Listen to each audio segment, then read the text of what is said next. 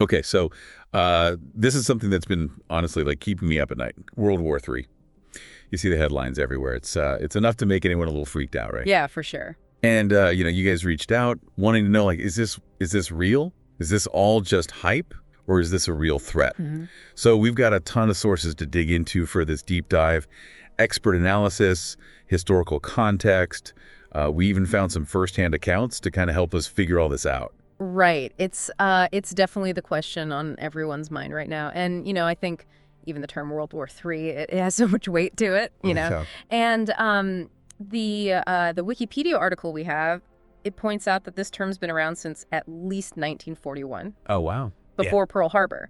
So like this fear of a global conflict, it's not new. It's been around. So it's almost like we're primed to be worried about this. Like it's part of almost like the human psyche or something. Yeah, absolutely. And, if you look back at the Cold War, those fears weren't totally unfounded.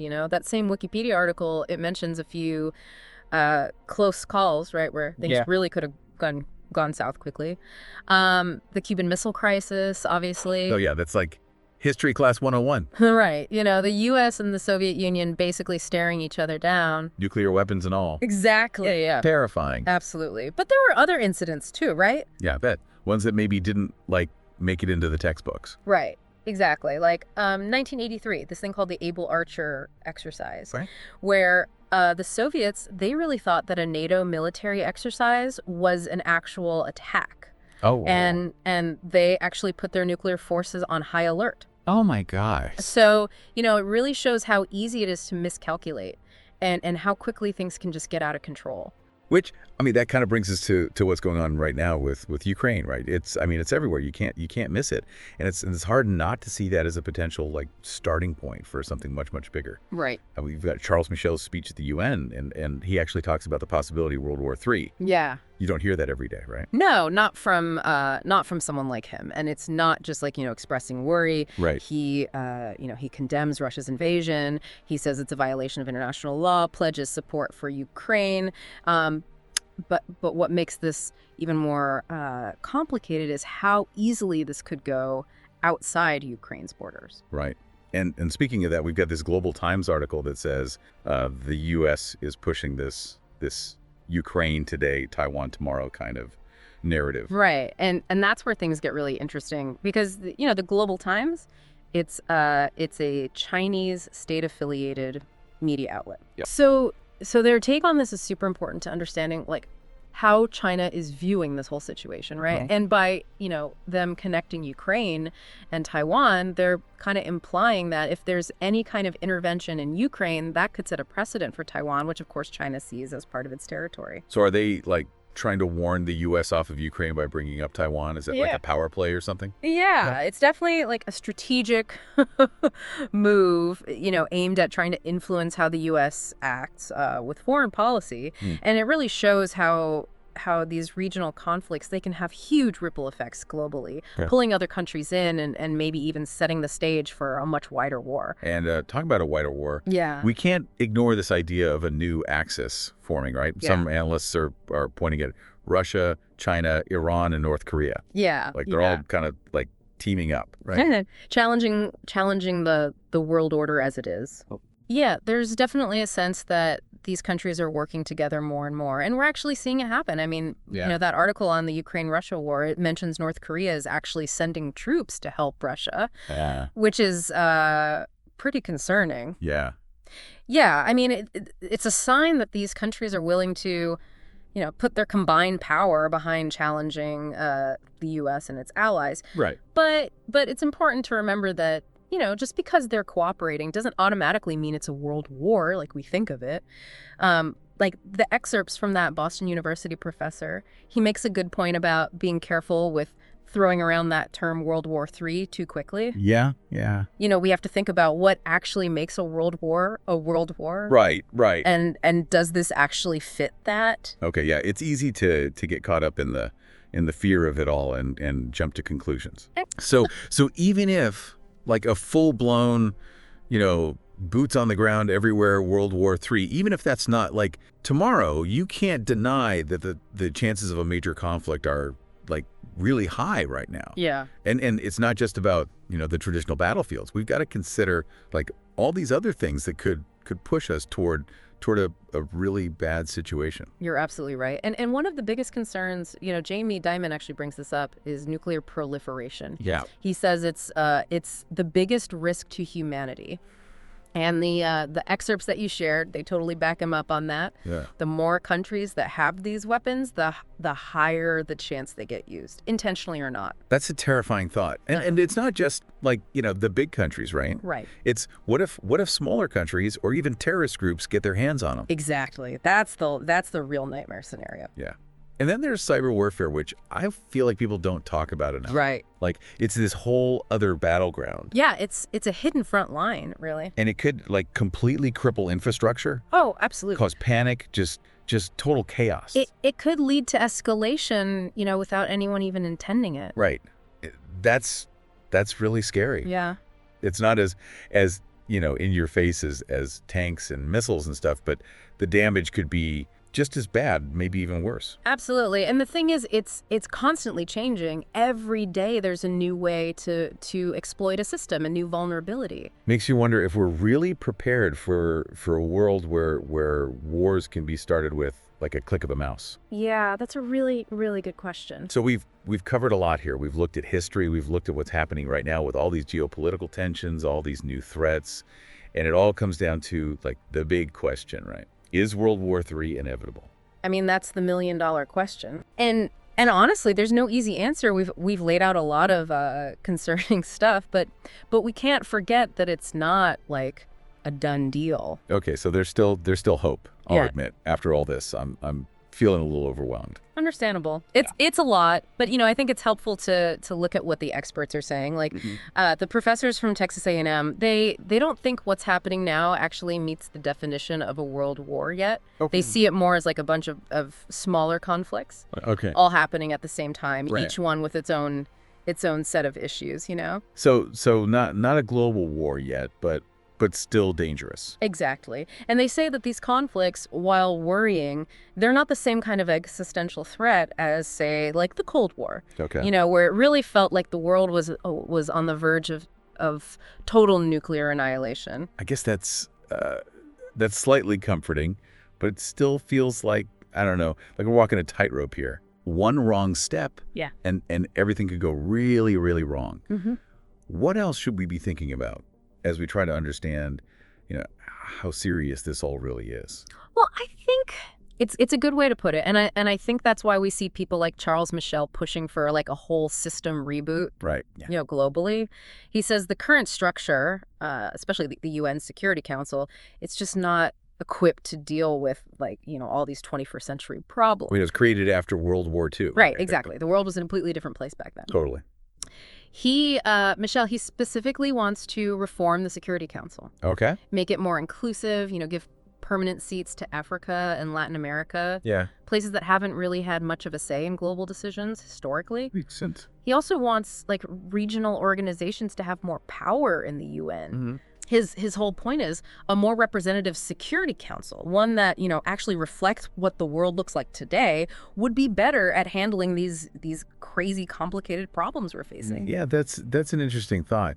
But even if we do like revamp these institutions, how do we deal with like the danger from those non-traditional battlefields, like cyber warfare? It's a whole different animal, isn't it? It really is. And that's why it's so scary, because it's so often invisible. There's a much higher risk of messing up, miscalculating, and that could lead to escalation that nobody wanted. Right. Like imagine a cyber attack on like a power grid or something. Someone could easily mistake that for a regular attack, and that could set off a whole chain reaction that nobody saw coming. It's like a digital tripwire, just waiting to be set off.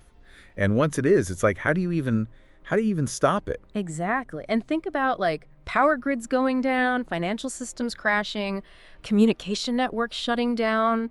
Yeah. If that happens on a large scale, I mean, it could cripple a country, and then those effects, they would just spread everywhere. It's almost too scary to even think about. And then there's the whole problem of like figuring out who's behind it all. Oh yeah, absolutely. With the cyber attacks, it's not always clear. Right? Nope. It could be a government, some hacking group, even just, some individual who knows their way around a computer. Right. And that makes it really hard to know how to fight back. Like, what if a cyber attack is blamed on the wrong country?